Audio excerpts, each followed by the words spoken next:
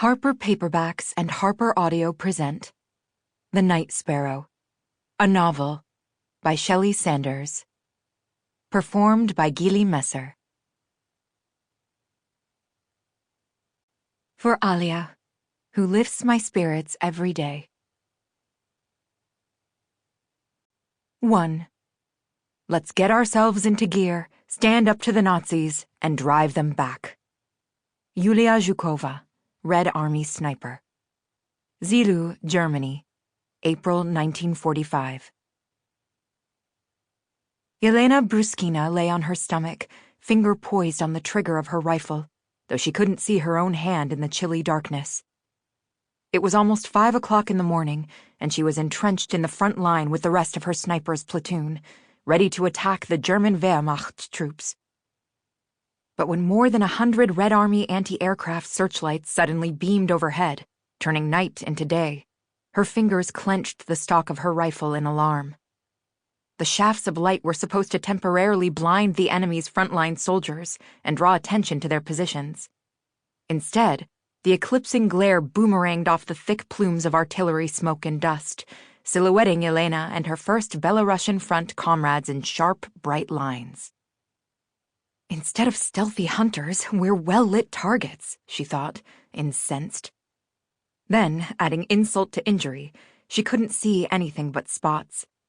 While the enemy's eyesight was enhanced, the Red Army's vision was inferior because of its own searchlights. She blinked twice to make her eyes water and felt the ground-shaking howl of Katyushas, multiple rocket launchers, bombarding the enemy's front. And mortar bombs detonating, with hazy blurs that amassed over the trails of white smoke left by the Katyushas. And Red Army ground attack Sturmovik planes squealing overhead, with air gunners opening fire at the German front line. They flew at such a low altitude, Elena's hair whooshed from the draft. She covered her ears with the collars of her greatcoat to blot out the deafening noise. It sounded like a multitude of thunderstorms, like the world was on fire. She opened her mouth to equalize the pressure on her eardrums, gaped at the flocks of birds emerging through the artillery storm, fluttering madly in all directions. Then, German anti-aircraft rounds began striking with a relentless force, decreasing the already limited visibility. Elena quivered at her stricken comrades' piercing cries. "Advance!" Lieutenant General Purkayev shouted. His usually crisp voice was barely audible, as if he was speaking through a tunnel. Elena rose slightly to a crawl position. Her hands and knees sank into the swampy ground. "Chava, where are you?" she yelled to her shooting partner, to be heard over the bullets and bombs. She felt a tap on her shoulder, turned and saw Chava's dirt-stained face.